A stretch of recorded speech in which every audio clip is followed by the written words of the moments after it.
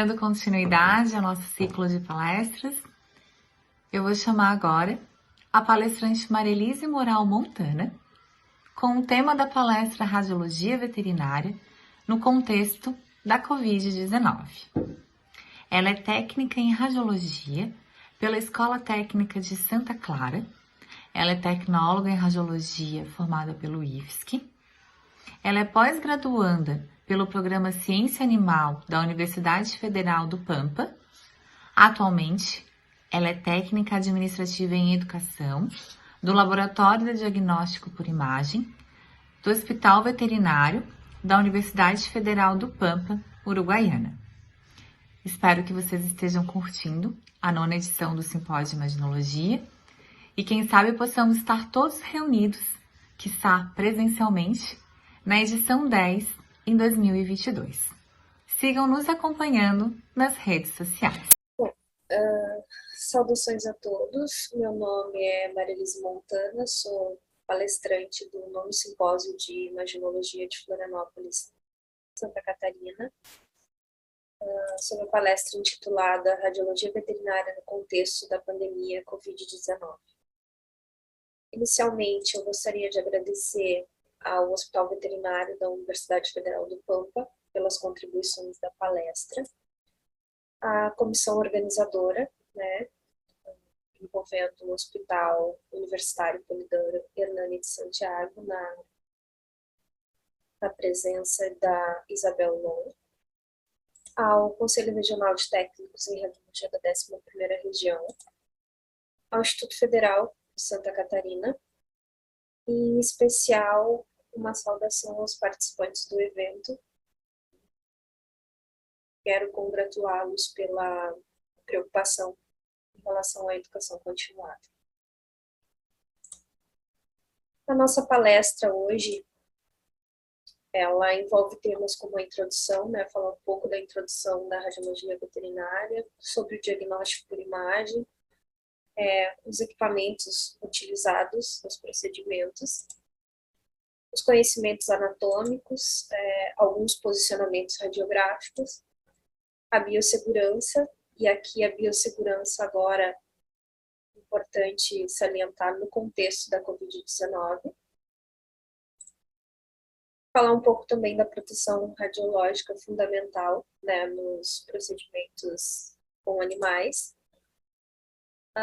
também abordar a questão da gestão na radiologia veterinária, e comentar uma publicação com vocês sobre a Covid-19 em animais. Bom, eu costumo dizer que a radiologia veterinária ela possui 3 pilares. Um deles é a imagem de qualidade. Ela consiste numa série de ações, para que se obtenha essa imagem de qualidade, como o equipamento utilizado influencia, o conhecimento sobre anatomia, a escolha da melhor contenção, em relação aos animais, o correto posicionamento, e a segurança profissional seria esse segundo pilar. Essa segurança profissional, ela engloba tanto a segurança física por parte dos profissionais envolvidos nos procedimentos, a parte da biossegurança e da proteção radiológica. E o último pilar, e não mais importante, é a gestão do setor, que contempla, por exemplo, manutenções corretivas e preventivas, aquisição de equipamentos avançados, descarte correto de resíduos e a educação continuada. Falando um pouquinho do diagnóstico por imagem na medicina animal, a dificuldade de comunicação por parte do paciente, dos pacientes que temos, faz com que o profissional ele precise de algumas evidências concretas para dar esse diagnóstico preciso para o tratamento eficaz.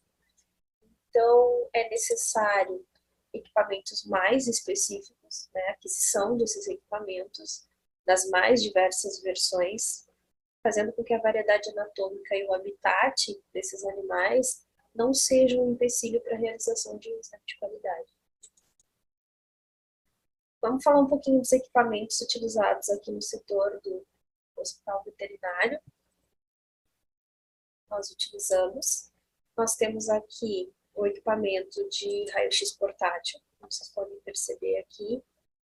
Ele tem algumas características, né, que pertencem aos outros equipamentos, porém um pouco menores ou adaptados. Então aqui eu tenho a caixa colimadora, por exemplo. Eu tenho aqui seria um pequeno painel de comando, né? Consigo regular os parâmetros. Aqui eu tenho um botão disparador, que ele deve ter no mínimo 2 metros de distância para que na hora do disparo o profissional esteja afastado do equipamento emissor, do feixe de radiação. Apesar de ele ser portátil, ele não é tão leve, então os profissionais devem tomar muito cuidado, tanto com a proteção radiológica quanto a proteção ergonômica, digamos assim. Depois nós temos aqui o raio-x móvel. Esse aqui é um Aquila Plus 300, ele é bastante utilizado no centro cirúrgico, né, tanto em procedimentos como cirurgias ortopédicas e as demais cirurgias. Esse aqui também pode ser utilizado na área externa, como esse aqui. Esqueci de dizer que esse equipamento portátil, ele é utilizado para os procedimentos fora da sala, né, de raio-x da área controlada. Esse aqui também pode ser realizado nessas áreas, porém é mais difícil, né, o acesso com ele, né, pelo seu tamanho. E eu utilizo mais o Aquila Plus quando eu tenho estruturas maiores, né, nos grandes animais. E se porventura eu vou fazer exames de membros torácicos ou membros pélvicos, eu utilizo equipamento portátil. Quanto ao raio-x fixo, o hospital está passando por instalações, né, de um novo equipamento. Nós fizemos a aquisição de um equipamento da Lotus HF 630. Então aqui eu tenho, dentro da área controlada, eu tenho a sala de comando, e aqui eu tenho a área onde será instalado esse equipamento. Aqui eu tenho uma ilustração do equipamento. O sistema vai ser de digitalização através dessas duas placas detectoras. Então, uma das vantagens é que alguns procedimentos, ou a maioria deles, se faz, né, se utiliza a grade antidifusora, melhorando a qualidade da imagem, tanto questão de coluna até como membros torácicos e pélvicos. Vamos estar também utilizando em alguns animais o book mural. Importante salientar que precisa conhecer a natureza e no caso, o comportamento desses animais para estar utilizando esse mural e poder estar realizando os procedimentos, os exames em pé nos animais, que facilita bastante. O nosso sistema de digitalização do hospital, né, até a aquisição desse equipamento fixo, é uma CR, né, Direct View, da Carestream. Essa CR ela vai ficar à disposição da utilização do equipamento portátil para fazer nos grandes animais. Uma observação importante com esses cassetes, né, esses equipamentos, é que apesar de ser veterinário, não significa que não se faça uma sepsia adequada, uma manutenção desses cassetes. Muito cuidado com aqueles animais de natureza agressiva. Então, só para exemplificar para vocês, uma vez nós fizemos a radiografia de um búfalo e ele deu um chute, né, deu uma patada no cassete e ele acabou voando longe. Então, no momento achamos que o dano teria sido bem grande, mas não, tivemos a sorte de o cassete ficar intacto. Então, tomar muito cuidado com esse tipo de material. Bom, são várias as condições que devem ser observadas na radiologia veterinária, as condições que o teu paciente apresenta.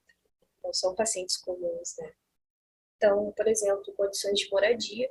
Esse teu paciente ele pode ser proveniente de oriundos de baias, de pátios, né? Até mesmo chiqueiros, árvores, campos, currais, entre outros. Observar as características de cada espécie, né? O tamanho, se ela apresenta pelos, se apresenta penas, cascos, chifres, espinhos ou até mesmo escamas. É importante também as condições parasitárias desses pacientes, né? Eles podem apresentar pulgas, carrapatos, piolhos ou até mesmo vermes. E esses hábitos dos animais, como por exemplo, um hábito bem rotineiro é a demarcação de territórios. E quer queira, quer não, às vezes o profissional pode até levar uma lambida gratuita, né? 1000 vezes a lambida do que a mordida, digamos assim, né? Que também é uma característica de comportamento do animal. Lembrando sempre, cabe salientar que o profissional que ele sofrer, né, durante o procedimento uma mordida, ele comunique, né, à direção do hospital para fazer os devidos exames e se pegue as características dos animais também, do animal, que no caso o animal responsável pela mordida, para que se tenha o controle, né, de problemas como a raiva, né, dos animais. Bom, todas essas condições, seja de moradia, de características, elas influenciam diretamente em itens como atenuação do feixe, né? Tu sabe muito bem que é diferente tu fazer uma radiografia de um animal que tem pelo e de casco, por exemplo, a densidade muda, a atenuação também, o tamanho desses cassetes, o movimento, como eu citei para vocês, por exemplo, uma condição parasitária, se o paciente ele tem pulgas, né? Então, o que que acontece? Pode simplesmente tu tá no meio do procedimento, tu foi lá e posicionou o paciente da maneira adequada, e quando tu tá prestes a dar o disparo, né? Ou tu vê o movimento, né, para se coçar, ou no processo de digitalização da imagem, tu verifica que houve um movimento por parte dessas condições. Então, depende também da técnica utilizada, né? E também do tipo do aparelho. Cuidar também em relação a essa demarcação do território, que é muito comum também, os animais, eles quererem, por exemplo, fazer xixi no equipamento de raio-x, como técnico em radiologia da área veterinária, às vezes não está longe disso, então procurar fazer a adequação dos procedimentos, né, o mais longe possível do equipamento que tu vai estar utilizando. Bom, eu coloquei aqui um pouco de conhecimento anatômico, essa variedade anatômica que vai de espécie para espécie, ela torna a nossa profissão de profissional da radiologia veterinária um tanto desafiadora, porque tu tem uma variação muito grande nas espécies, essas variações anatômicas, como, por exemplo, tu tem o tamanho da cabeça dessas espécies aqui. Vou exemplificar para vocês aqui, eu tenho um felino, eu tenho um ruminante, né, um bovino aqui nesse caso, um canino, aqui nós temos um equino e aqui nós temos um suíno. Como tu pode observar, a variação é muito grande, tanto do tamanho da cabeça desses animais, quanto a presença, né, de chifres ou não, quanto ao tamanho das estruturas, como tu pode observar aqui nesse suíno, olha o tamanho da mandíbula, né? Então, em relação à distribuição dos ossos da face, são outras observações importantes. Tem a parte dos membros, sejam eles torácicos ou pélvicos, a parte dos dígitos, né, se são dígitos bifurcados ou não, se há presença de cascos. Também tem a questão da quantidade de vértebras, do tamanho, né, dessas costelas, por exemplo. Uma curiosidade aqui para você, só para tentar especificar bem essa parte, como, por exemplo, as vértebras torácicas. Eu tenho aqui a parte a felina, eu tenho a bovina e a canina, eles têm 13 vértebras torácicas. Aqui já na parte equina são 18 vértebras torácicas e a parte suína são 14. Então, são variações anatômicas importantes. Tu pode observar também os processos espinhosos dessas espécies variam também. Então, é desafiador para o técnico da radiologia veterinária. Isso faz com que ele busque cada vez mais conhecimento, né, sobre anatomia, além das técnicas praticadas. Em relação aos posicionamentos adequados, claro que a gente não vai conseguir ver todos, mas eu trouxe alguns realizados no nosso setor, né, que seriam considerados mais básicos. Então, aqui, primeiro, eu tenho a dorso ventral, a gente chama de DV, né, a dorso ventral do crânio. Então, tu nota o posicionamento aqui do paciente em decúbito ventral. O cassete aqui, a parte ventral em contato com o cassete. Eu tenho os membros torácicos estendidos ao longo da cabeça. Nesse caso, no caso da radiologia veterinária, eu também vou fazer a utilização de suportes que facilitam a visualização de algumas estruturas ou adaptações, porque muitas vezes esse teu paciente ele chega em condições de atropelamento, em condições muito ruins de saúde, então tu faz as tuas adaptações também. Aqui eu tenho uma lateral do crânio, né? Essa lateral ela pode ser realizada tanto lateral do lado direito quanto do lado esquerdo, né? A parte lateral em contato com o cassete. Alguns parâmetros para te verificar se visualizar se a tua radiografia, né, ela ficou sem rotação, seriam os ramos da mandíbula, né, sobrepostos. Essa radiografia aqui, além de radiografar o crânio, ela também é interessante dependendo dos parâmetros de exposição para visualização da distribuição de alguns dentes na mandíbula ou no maxilar superior. Se faz muito, né, ela, na verdade, engloba tanto a parte cranial quanto a parte dentária também. Aqui eu tenho o carro-chefe do hospital veterinário, que seria as radiografias de tórax, né? Eu tenho uma DV de tórax, uma dorso ventral, no qual a parte ventral em contato com o cassete, o raio incidindo na parte dorsal. Confesso para vocês que essa radiografia aqui, ela seria a básica a ser realizada, mas muitas vezes o posicionamento ele não é possível em virtude do comportamento do paciente. Então, opta pela função da calha, tu usa uma calha, ao invés de fazer dorso ventral, tu faz ventro dorsal, né? Literalmente com a barriga voltada para cima, digamos assim. Alguns critérios para liberação, né, da imagem, você ficou bem posicionado adequadamente, a visualização dos seios costofrênicos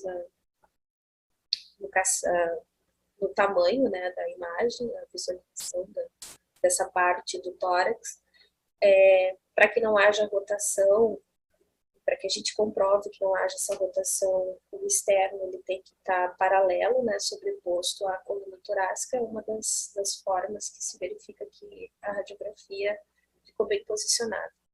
Importante tu afastar quanto maior o afastamento possível das escápulas, né, da região torácica, para uma visualização de uma condição pulmonar. Vou fazer uma observação aqui, que é sempre importante a comunicação com o profissional, médico, veterinário, para que tu possa estar adequando o teu posicionamento.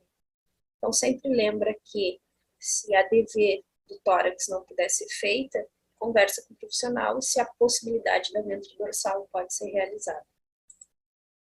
Aqui eu tenho uma lateral, né, de tórax, tanto direita quanto esquerda, tu pode estar realizando. Chama atenção aqui para o posicionamento dos membros torácicos, eles devem estar alinhados, né? Por que chamar atenção nesse caso? Tu toma muito cuidado, porque tu posiciona, tu pede para o tutor, né, segurar esses dois membros aqui alinhadinhos. E o que acontece quando tu está prestes a dar o disparo ou tu visualiza a imagem, tu tem um membro torácico sobrepondo o ápice pulmonar. Então, o cachorro, o cão ou o felino, ele dá um jeito, né, de dar aquela escapadinha do membro na hora da exposição. Aqui nós temos uma radiografia látero-medial, né, do metacarpo de um equino. Então, incide na parte lateral, sai na parte medial. Aqui eu tenho um membro torácico. Eu tenho membro torácico, né? Membro torácico esquerdo. Muito cuidado na hora desse posicionamento em relação a comportamento do equino. Então, sempre importante, volto a frisar e a salientar a comunicação por parte do técnico com os médicos veterinários de quem está fazendo o manuseio desse animal, né, para te estar sabendo o comportamento e poder avaliar se tu vai ou não poder se aproximar com o equipamento. E até mesmo para tua própria segurança física, né? Por último, nós temos aqui a DP, né, que é a dorso palmar, no caso de membro torácico. Então, a DP, o raio incide na parte dorsal, né, e sai na parte aqui posterior. Também, muito cuidado na hora do posicionamento em relação à aproximação com o animal. Bom, em relação à biossegurança, eu procurei colocar os dados, né, o contexto dessa biossegurança inseridos, né, no contexto da Covid-19.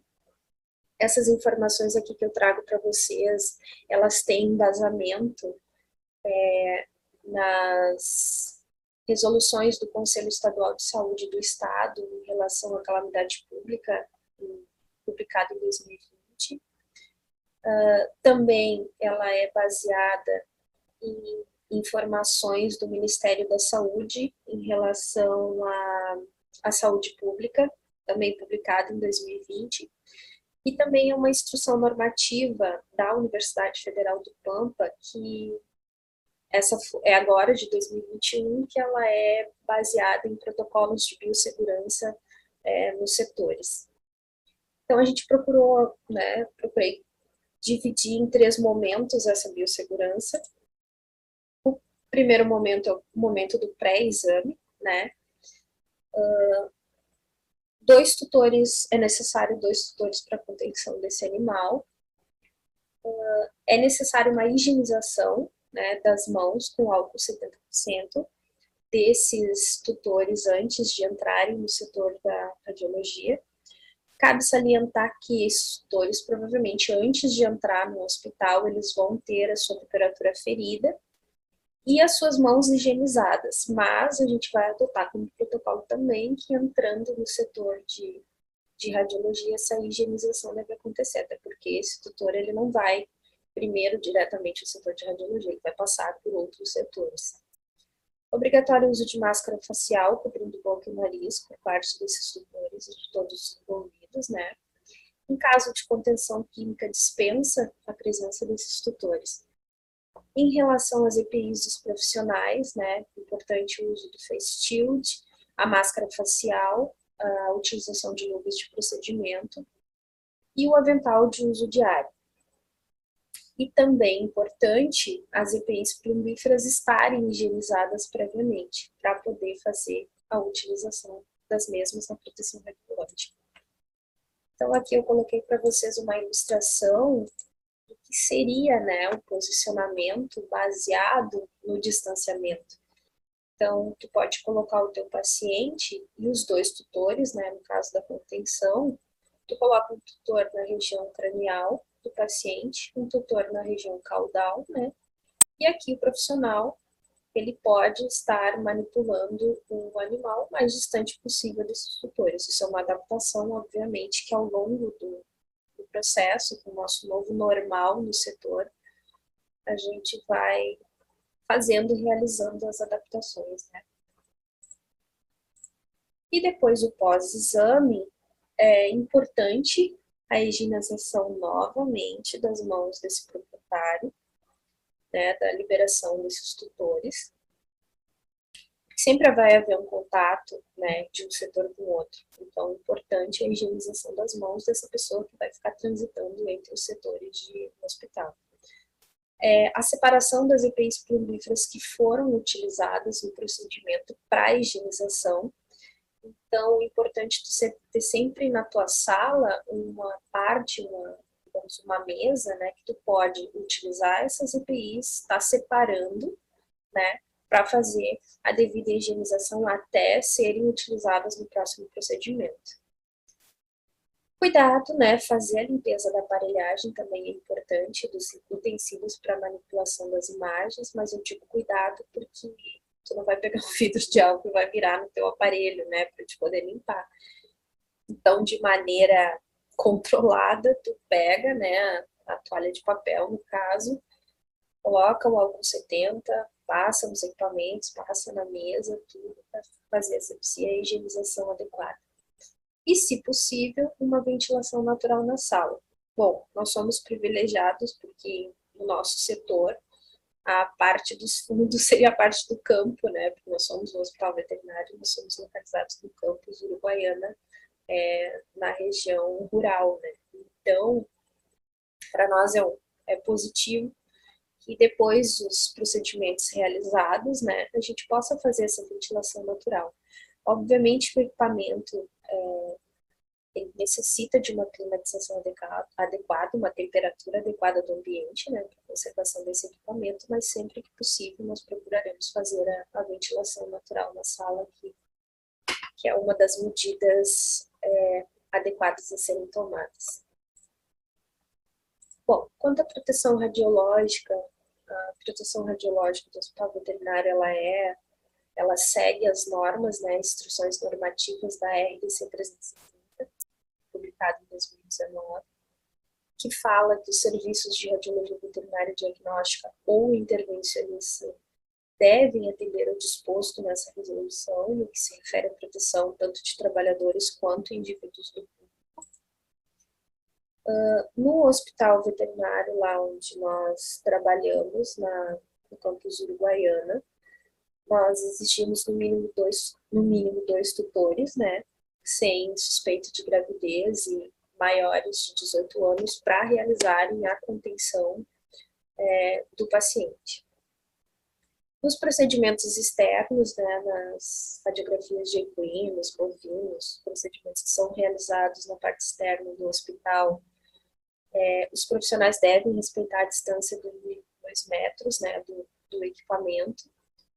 E também já no contexto da Covid, né, um distanciamento entre os profissionais também, né, de 1 metro a 1,5 metro, e fundamental importância os usos das EPIs de chumbo. Então, lá no hospital nós temos a disponibilização dos aventais plumbíferos. Nesse caso aqui, no nosso setor, nós temos tanto os aventais com e sem protetor de tireoide. São aventais que já vêm com protetor de tireoide acoplado, ou nós temos os aventais que não têm, e nós disponibilizamos no setor esses protetores de tireoide separados também. Então, aqui nós temos no nosso setor as luvas, né, na proteção das extremidades do profissional e dos tutores que fazem a contenção do paciente.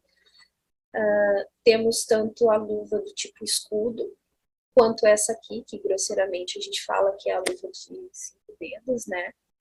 Cabe salientar aqui que nem sempre a gente consegue fazer a utilização dessa EPI específica, porque, por exemplo, se eu vou radiografar um canino, né, da raça Pincher, ele é extremamente pequeno, então a luva às vezes ela acaba tomando conta de toda a estrutura a ser radiografada. Então, nesses casos, a gente não faz o uso dessa proteção aqui. O hospital também conta com os óculos plumbíferos, que tanto eles foram adquiridos em grande quantidade, então tanto os tutores, quanto os técnicos em radiologia, quanto os médicos veterinários, profissionais envolvidos no procedimento, todos fazem a utilização dessa EPI. Então, antes dos procedimentos, sim, há a parada para a utilização, para a colocação das EPIs, o avental, o protetor de tireoide, se possível a luva, e o óculos plumbífero. E no caso dos profissionais da das técnicas radiográficas, né? Não sendo uma proteção, um dosímetro, mas um dispositivo no qual tu consegue controlar, né, o teu limite de dose, utiliza-se por fora do avental de chumbo. E no setor, tanto os técnicos em radiologia quanto os médicos veterinários têm esse dispositivo. É fundamental tu falar da gestão na radiologia veterinária. Se tu acha que quando tu te forma, tu precisa realizar uma técnica adequada e é somente isso, para que se realize essa técnica adequada, a gestão ela está por volta, está em torno desses procedimentos. Então, é de fundamental importância que tu passe pelo procedimento da gestão.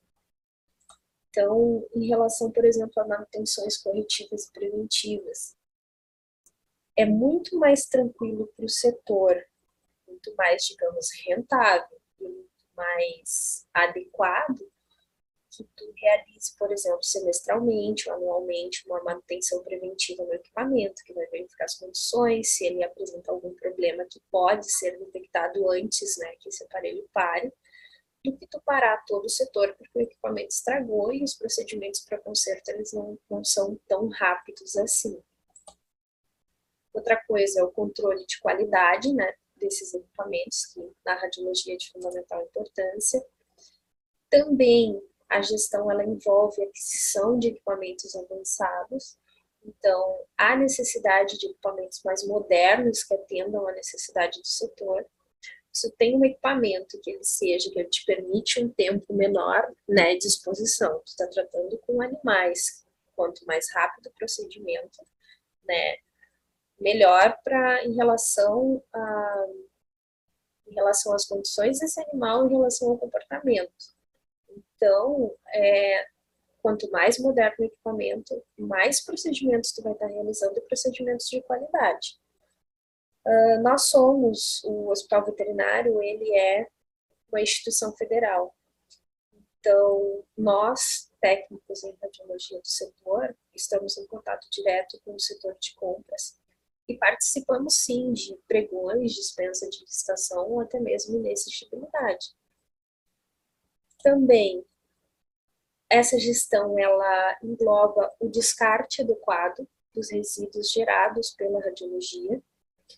Na nossa instituição, nós temos resíduos de classificação B, né, os sólidos e líquidos, e também o descarte de radiografias.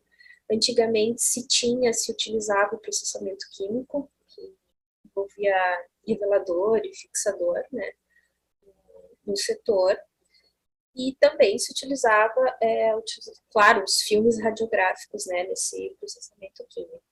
Então, a partir de um determinado momento, a instituição percebeu que essa evolução passava pela modificação do sistema de digitalização, então passou-se a se descartar essa possibilidade. Então, o hospital, a universidade possui, né, contrato com uma empresa de descarte de resíduos. Passou-se a utilizar somente a CR, não se tem mais esse tipo de processamento na instituição. Cabe aqui ressaltar que é de responsabilidade da instituição estar fiscalizando a finalidade com que se descarta esses resíduos. Não é somente encaminhar para descarte, na verdade tem que saber se a empresa ela faz o descarte adequado de responsabilidade da instituição estar acompanhando esse tipo de processo. Em relação à educação continuada, aperfeiçoamentos, participação em eventos e a troca de experiência é fundamental. E é o que vocês estão fazendo aqui hoje, né? Trocando experiências e principalmente se aperfeiçoando em todas as áreas. Então aqui eu tenho uma foto que eu coloquei, né, de imagens pessoais do último evento que a gente foi, eu e a minha colega técnica em radiologia, Marizane, nós fomos no evento em Florianópolis, foi o último evento presencial. Então, nós fizemos um mini curso, né, a modalidade de radiologia veterinária, e a troca de experiências foi fantástica. Tu pode estar falando de gestão, pode estar falando de todos os métodos que a gestão envolve, mas o principal fator é a equipe. Então, é fundamental tu ter a participação de todos dentro da equipe, seja do setor de compras do hospital, seja do setor administrativo, seja por parte da direção, ou seja, o setor de radiologia depende de toda essa equipe para funcionar. E essa equipe, sendo bem gerida, ela tendo as várias características da gestão, então é sucesso garantido na execução das atividades da radiologia veterinária. Bom, eu peguei aqui uma publicação de março de 2021, que ela traz algumas informações relevantes e algumas curiosidades sobre o acometimento da Covid-19 em animais. Eu trouxe para vocês algumas observações. Cabe salientar que, para vocês se informarem mais de informações atuais a respeito da Covid-19 em animais, pode estar acessando o site da Organização Mundial da Saúde em Animais. E lá eles estão atualizando os dados em relação à infecção, né, do coronavírus em animais. Bom, essa publicação aqui, como falei, é de março de 2021, intitulada SARS-CoV-2, Covid-19 em animais de companhia. Sabe-se que a família dos coronavírus, eles são causadores da síndrome respiratória aguda grave, né? Esses coronavírus originaram-se de morcegos, né? Que possivelmente infectaram os humanos por parte, né? A partir de hospedeiros intermediários. Então, nós temos aqui alguns exemplos, como o SARS-CoV de 2002, que o seu hospedeiro intermediário era o gato de Algalha. Nós temos aqui, 10 anos depois, o MERS-CoV, com o seu hospedeiro intermediário, o camelo dromedário. E o mais conhecido, né, infelizmente, o SARS-CoV-2, que teve origem no início de março de 2019. E acredita-se, né, que seu possível hospedeiro intermediário seja o pangolim. Então, essa infecção com os humanos pode ser através tanto do contato direto quanto do contato indireto. Bom,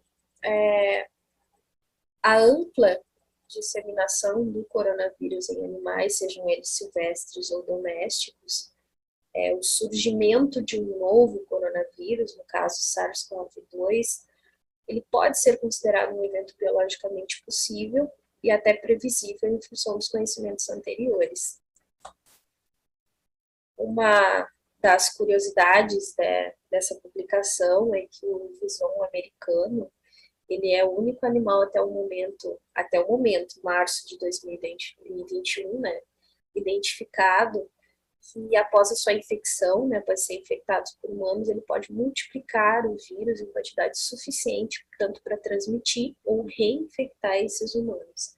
Outra curiosidade dos membros da família Musteridae é que os sintomas apresentados após a infecção por Covid-19 foram muito semelhantes aos sintomas apresentados pelos humanos.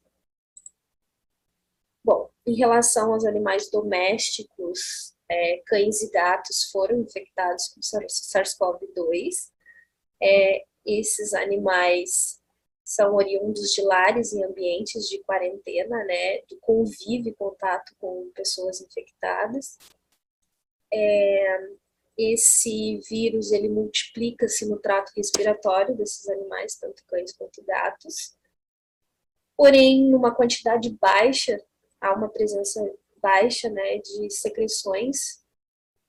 Então, afirma-se, né, possível, aliás, através dessa afirmação, possivelmente seja insuficiente para transmissão a outros animais e humanos. A infecção em cães e gatos, geralmente, ela não tem sintomas, mas quando apresenta são sinais gastrointestinais e respiratórios leves, né? Também espirros, tosse, corrimento nasal e até mesmo a conjuntivite. E também esse estudo afirma que gatos com miocardite transitória, né, foi detectada a presença da variante britânica do coronavírus. Bom, então é importante e é fundamental identificar espécies silvestres e espécies domésticas que são suscetíveis a essa infecção por esse novo coronavírus, pelo novo patógeno. Porque essas possíveis espécies que possam contribuir na disseminação em humanos. Então, é de fundamental importância conhecer, né, o comportamento e que espécies são essas no caso. Bom, eu queria deixar uma mensagem de que o novo normal nos ensine que o respeito ao equilíbrio ambiental e o investimento na ciência são os únicos caminhos para solucionarmos episódios como essa pandemia e outras mais que surgirão. Então, gostaria de agradecer mais uma vez. Aqui estão os meus contatos. E até o próximo evento.